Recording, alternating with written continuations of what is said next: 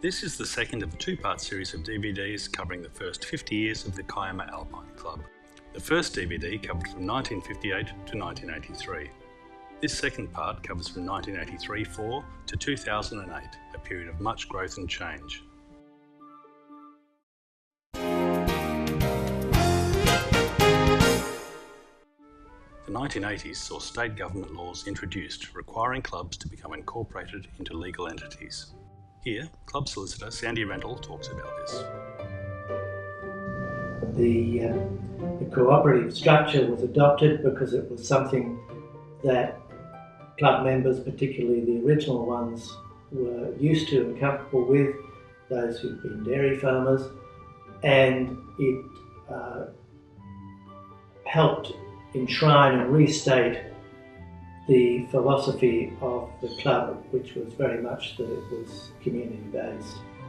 We had the first situation of becoming a cooperative society, so that the club was its own distinct legal entity.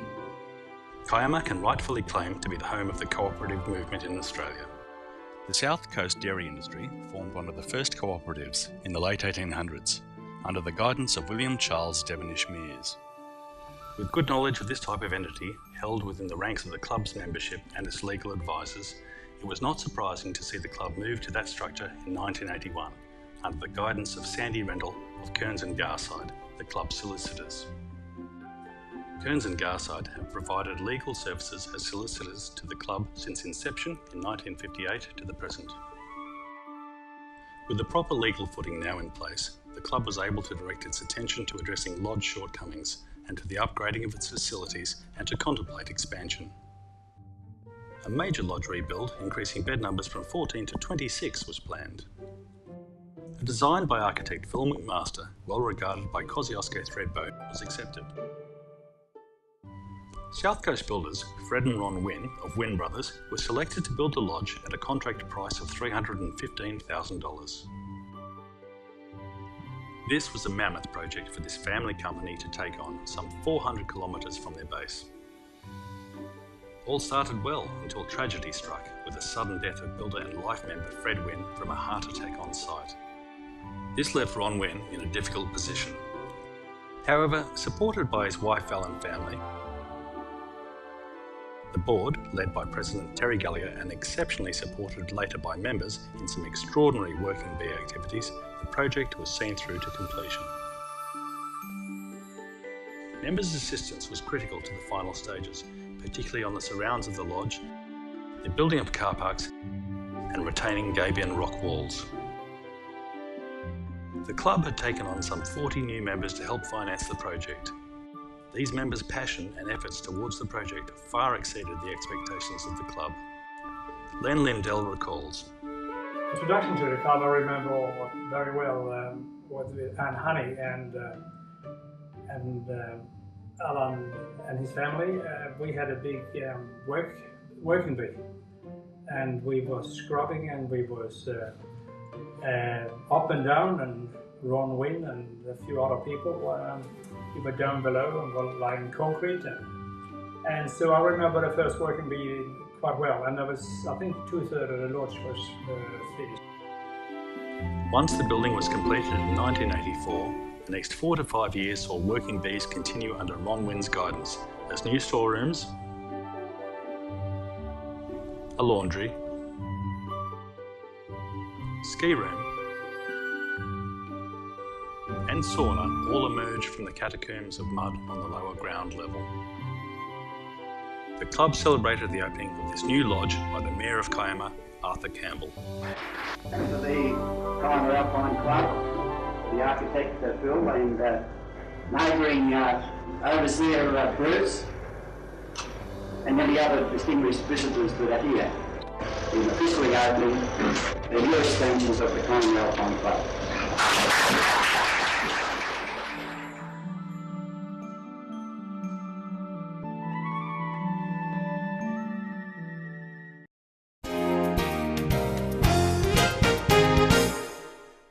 The role of booking officer has always been important in the club structure. a position filled by Barry Booth from 1975 to 1985. Some of the life experiences while being a booking officer, I think probably the most valuable thing was that I had an opportunity, as well as with Sandra, because we did it as a team, to get to know the members better, more intimately perhaps, if you like to put it that way. And even though some of the people I didn't see regularly, but I spoke to them regularly on the phone, and you really sort of, through that contact, glean what people are like. And you know how you can treat people, and in those days we had a situation where we had to have sometimes 2 families in a 4-bedroom, and it enabled us to work out just who we could put together and who we couldn't put together, and who I might be able to ring up and say, look, would you like to share with so-and-so, in doing that sort of thing, and making the lodge run as efficiently as we possibly could by the utilisation of all the beds. Having a computer or something like that in those days would have been fantastic, but no, it was all done by hand, and I went through many erasures in the booking officer's book, chopping and changing bookings for people, and sometimes that was a bit of a nightmare trying to keep track of who was cancelling or who was changing.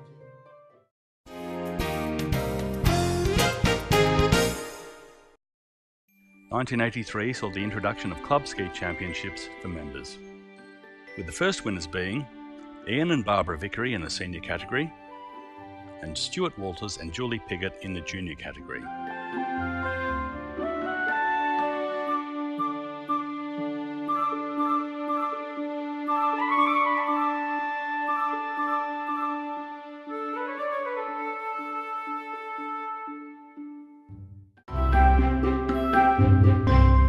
There were some good years,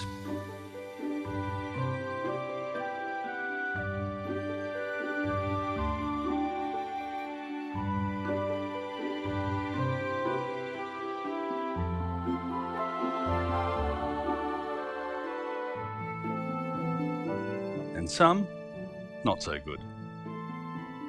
Like 1982, when a group of members were forced in the winter school holidays to take their families out of the cramped old lodge to the Yarangobilly Caves thermal pool.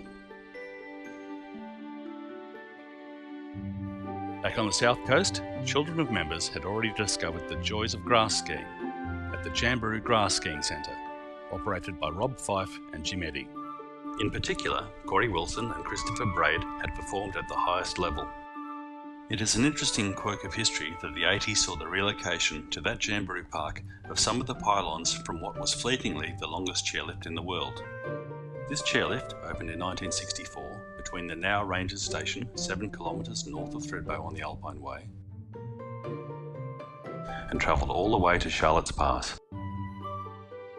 Over the top. 1964 was such a fantastic year for snowfalls and the blizzards that brought the snow, that the chair could only be operated intermittently and often had to be dug out. There was even a story that a skier had frozen to death on the chair, but this was later found to be an urban myth. However, on many occasions, skiers did have to be rescued from chairs when the lift broke down.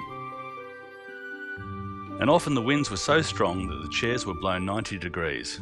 Sometimes chairs were even blown in a full 360-degree circle.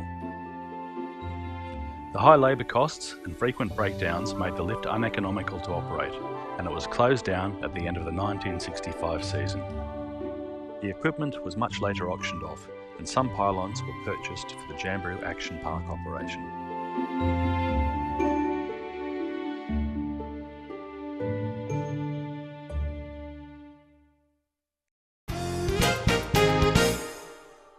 The 80s delivered a much upgraded lodge, with a refreshed membership bringing great energy levels to serve the club. The new lodge was heavily patronised by members, particularly in winter, so much so that a ballot was required in 1984. Throughout this same period, a consistent presence was the club secretary and now life member Anne Honey, who provided immaculate administration through this time of significant change and regulatory compliance. Members were served with great consideration from booking officers Barry Booth, Anne Crone, Bob Anderson, Andrew Smith, and Elaine Lindell. Elaine talks about some of her experiences. I think one of the challenges might have been uni week at times. That was the hormones would be running wild at Thredbo in those days, and we had to keep them under control. And I guess each one of the board members hoped that it wasn't our kids that were playing up, but we got through. The 1980s concluded with Thredbo staging the 1989 FIS World Cup Slalom and Giant Slalom events down the Super Trail and International Run. Members Graham and Gail Pugh had first-class seats in the VIP box and saw, amongst others, Italian GS champion Alberto Tomba master our Aussie slopes. Kiama Lodge offered a complimentary room for the week to event organisers, which was used by Sydney media personality Prue McSween. On the Saturday evening, members Stephen Honey and Graham and Gail Pugh participated in the world's longest flare run.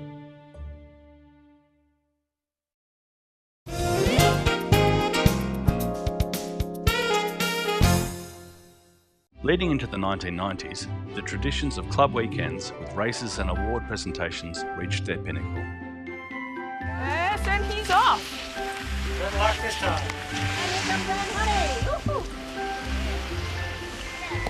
What?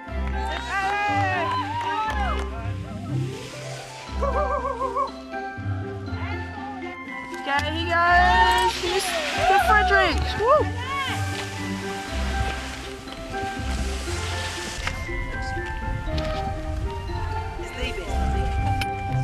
Okay. Let's go back.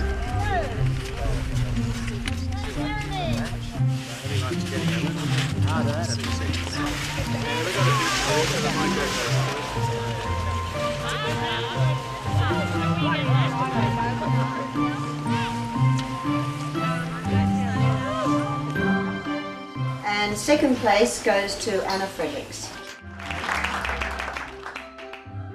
Fourth place with 29.71 to Cameron Waters. Second place with 28.19 to Tom Honey.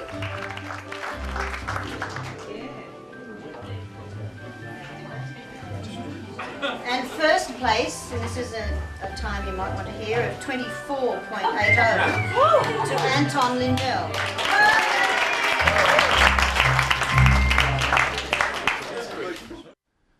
Theme nights were always a highlight after watching the flare runs from the balcony and then participating in the traditional communal lodge dinner.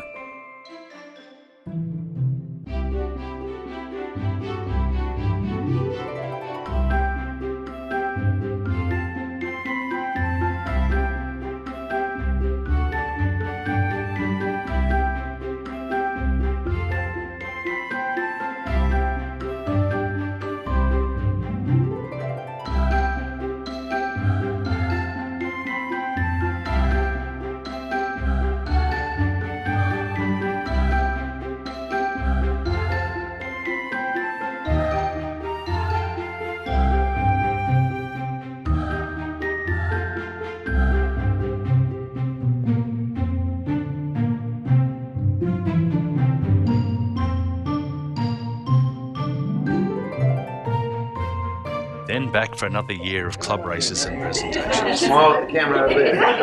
This way. This way. Hands on. Look at that. That's right. Congratulations. Senior champion. Senior champion. What is it? Master. Master. Well done. Camera's there. Camera's there. The Dead Horse Gap Run became a favourite for members, cutting fresh tracks through Mother Nature's gifts out the back. From Carell's T-Bar, the highest lifted point in Australia, a short climb, then through the powder snow and the snow gums, always seeking the correct route, 6 kilometres to Dead Horse Gap with much bravado along the way.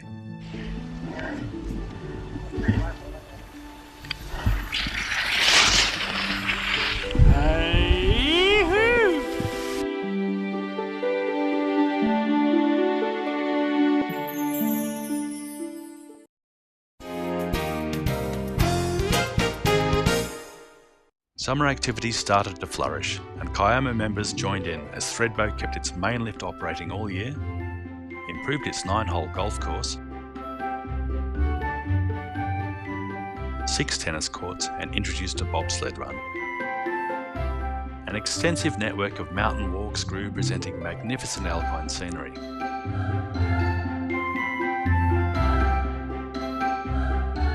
And fly fishing flourished.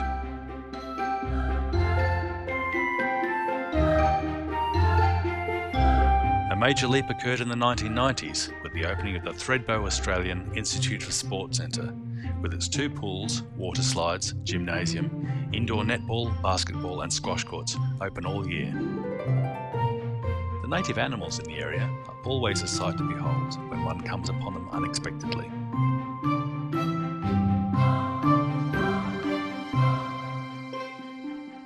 Short drives to secluded locations like Leather Barrel Creek and Tom Grogan on the Murray River for picnics and barbecues are still a favourite today.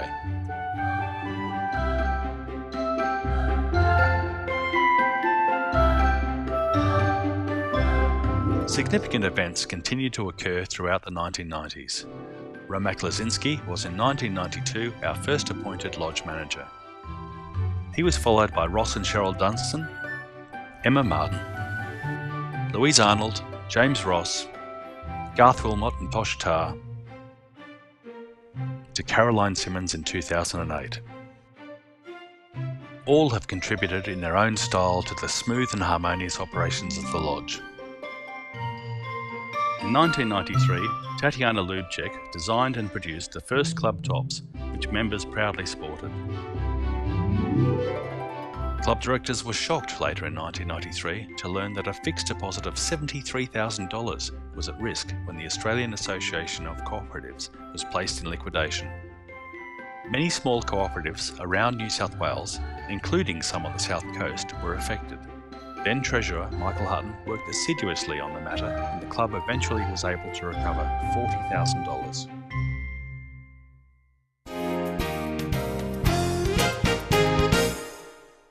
After years of discussion emanating from Howard Waters, Barry Booth, and Alan Frederick's desire to see the history of the club recorded, particularly in its earlier years, a bolt of good fortune appeared. This was in the form of a new member in the early 90s, Chaz Keys. Keys had an academic background as a lecturer at the University of Wollongong, as well as his journalistic background through his cricket interests. Chaz did much valuable interviewing of members and Snowy Mountain luminaries, as well as detailed research of club and other historical records. He then worked closely with Vice President Ron Wynne to see this all come together in the form of a 165-page book. The board were ecstatic about the professional result, which exceeded any prior expectations.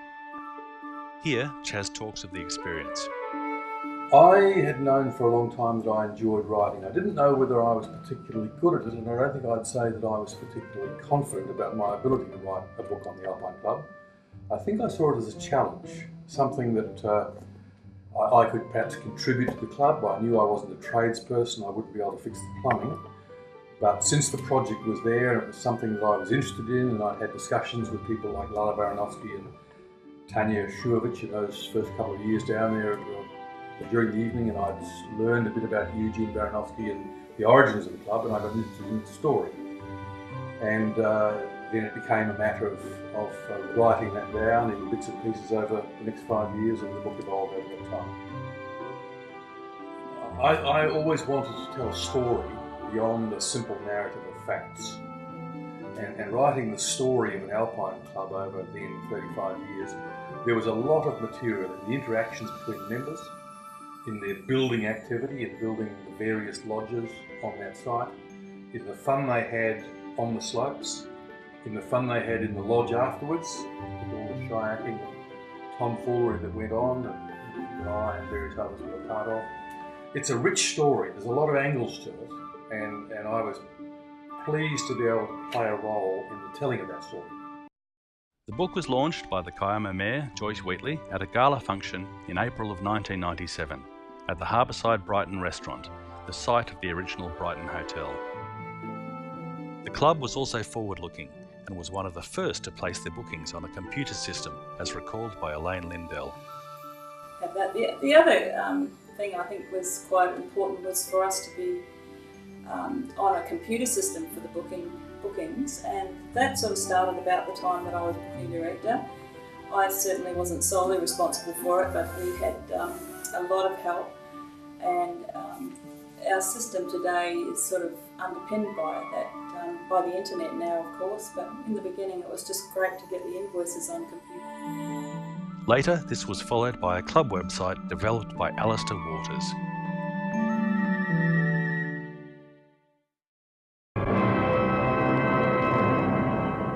The Thredbo ski village has been sealed off as more than 100 rescue personnel search for victims thought to be trapped in 2 lodges which have collapsed in the landslide. Initial police rescue efforts had to be abandoned and lodges within a 100-metre radius were evacuated. Kiama Lodge provided accommodation for emergency workers, many from the south coast, where their experience in coal mining rescues was valued. The Illawarra Ambulance Service officers were hosted at the lodge. Stuart Diver was the sole survivor. 10 years later, Kiama members attended a memorial service in Thredbo and participated in a commemorative flare run. Members staying at the lodge provided a wreath and signed card, which was laid at the site by Club President Alan Fredericks in memory of the 18 people who lost their lives.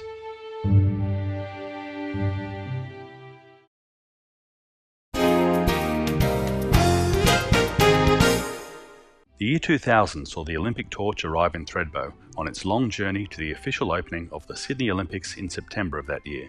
The torch was first conveyed to the top of the mountain in the chairlift by former Czech Olympian Sasha Nekvapel, and then skied down the mountain firstly by Stuart Diver, then Kim Clifford, before handing the torch to former Olympian Frank Praherda to carry it to the village green. A tumultuous group of hundreds in a flare run to light the way accompanied the torchbearers down the mountain, including Kiama members Kellen Cassandra Gray and Alan Fredericks.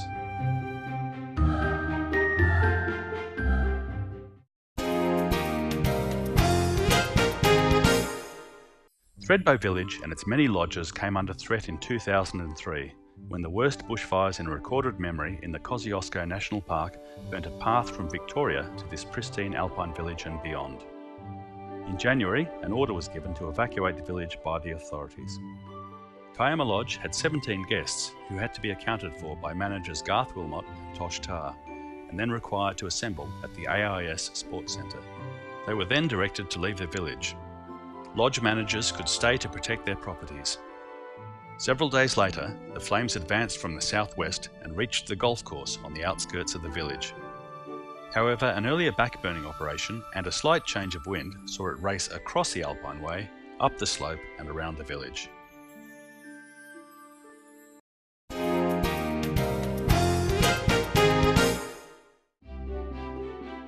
During the late 1990s and early 2000s, the club enjoyed some golden years in the Thredbo interlodge races, led by brothers Anton and Sven Lindell. Anton was asked about his achievements. But yeah, I suppose the highlight would be the World University Games in Korea in a place called Muju. The highlight of that would have been my fall in the supergiant slalom, where I basically took out the television camera. With sound leadership from a number of club captains, Gary Gray, Tony Chapman, Peter Davies,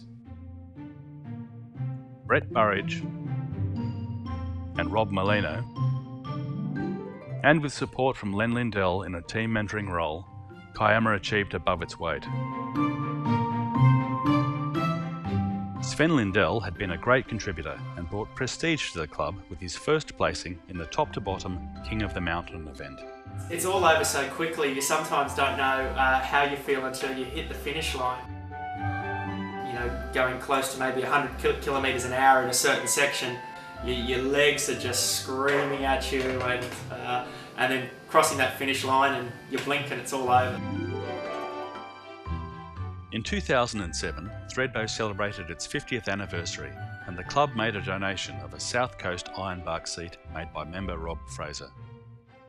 The seat is located at the first tee of the golf course. Thredbo CEO Kim Clifford accepted this in a small ceremony on a cold day in May 2007.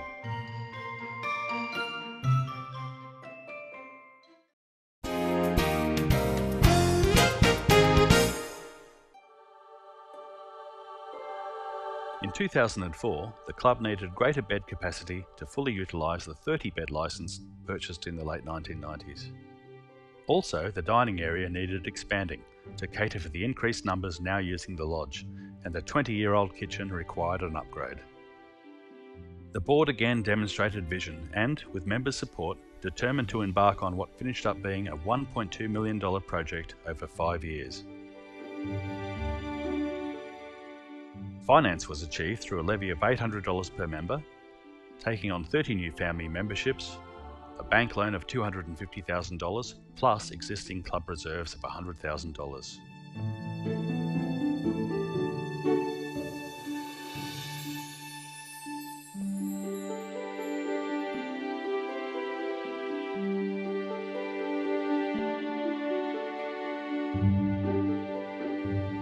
Stage 1 of 4 new bedrooms, expansion of the manager's quarters and upgrading of the level 1 bathrooms was carried out under the project management of Rob Fraser of Corryong. Stage 2 involved the extension of the dining room 3 metres over the car park, a complete redesign and refurbishment of the kitchen, all of which required a new A-frame roof over the front section of the lodge. The revised plan took full advantage of the wonderful mountain views from that level. Rob Walker was appointed project manager for this stage. Rob and/or his father Jeff have been involved in every building project since the club was formed. The steering committee, led by Trevor Wilson and guided significantly by director Mitch Coleman, with Gail Pugh and Craig Morris, and Susan Dunster managed the kitchen design and purchases. Here, builder Rob Walker talks about the kitchen. And yeah, we had a committee of people who designed our kitchen because the condition that I would work in was I had nothing to do with the kitchen. There were going to be problems there. So all we did was install the appliances and stuff like that, and let a committee of people who worked tirelessly. And I don't know how they ever agreed on that. I think the part was the best solution, really fantastic kitchen. The completion of the 5-year project was celebrated in November 2008 with an official opening by the Mayor of Kiama, Sandra McCarthy. It's now my great pleasure to officially declare the additions of President Alan Fredericks reflects on the club's progress. Well, as a club, I think we've achieved quite a lot, particularly when I compare the Kiama Alpine Club with other lodges, similar club lodges in Thredbo. We've physically, of course, the club has expanded and been able to provide our members with a great array of facilities now, I believe. It's taken years to do it.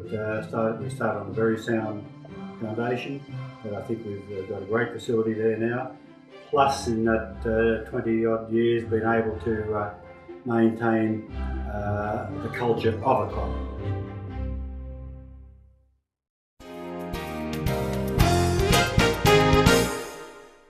In 2008 was also the 50th anniversary of the club's foundation in 1958 at the Brighton Hotel, Kiama. 4 significant events marked the 50th anniversary year. The 50th AGM, the anniversary dinner, the club weekend, and the official opening of the new club extensions. The first event was the annual general meeting held at the Harbourside Brighton restaurant with 50 guests in attendance.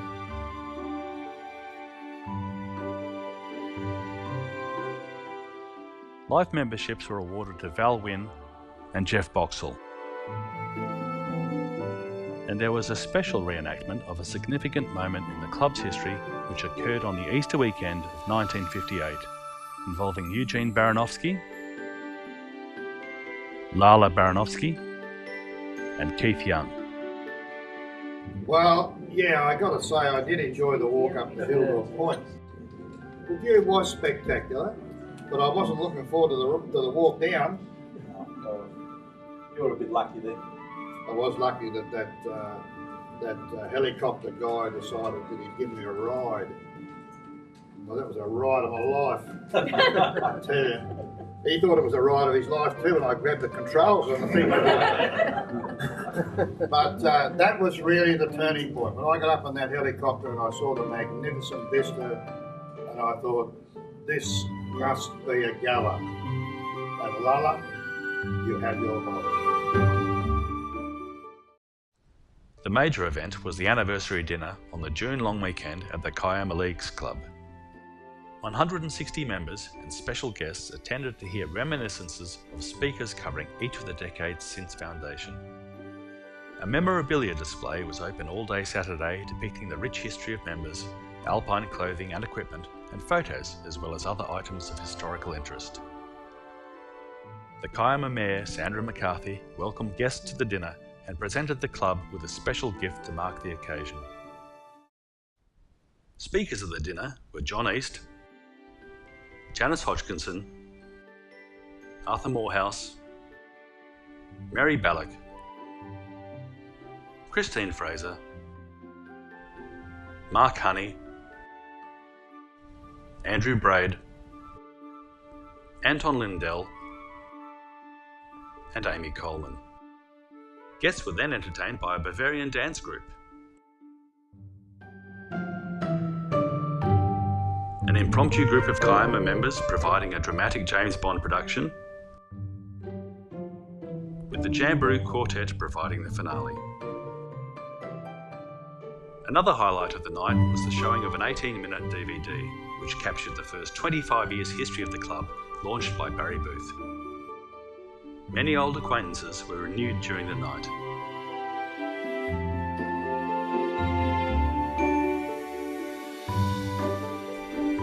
The whole evening had been led and produced by director Liz Wynne, with the support of members formed into 2 subcommittees. The 25th club weekend was also given special significance, capped by members enjoying a great springtime ski to Dead Horse Gap to conclude.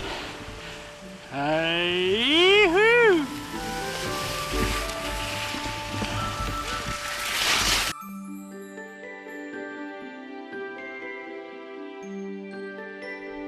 In November 2008, the opening of the lodge upgrade was a special event. Over 70 people, including a group of life members, board members, building project key personnel, and Thredbo VIPs were in attendance as the upgrade was officially opened by Kiama Mayor Sandra McCarthy. A special guest speaker in Frank Brejhoda, a 1950s Czechoslovakian refugee and later an Australian 1956 Winter Olympian, entertained guests with his most interesting life stories. The weekend concluded with a snowfall reminiscent of August that thrilled those in attendance.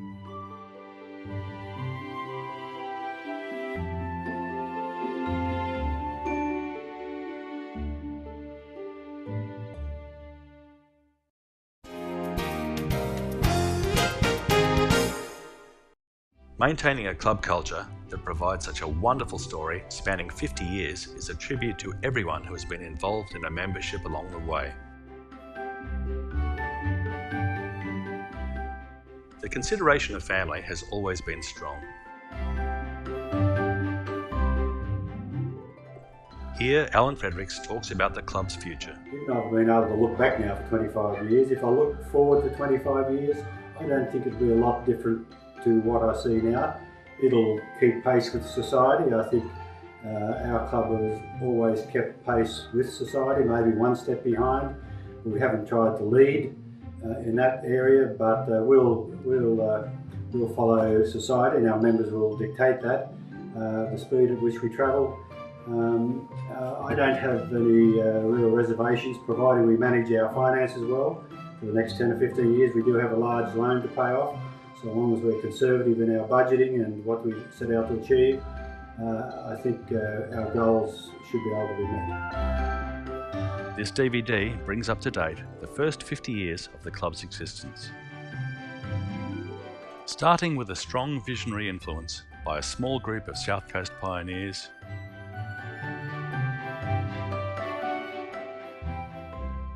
then carried on for decades by many devoted and enthusiastic members, culminating now in one of the most comfortable, harmonious and presentable club lodges in the Australian Alps. The future is assured. Well, how about that?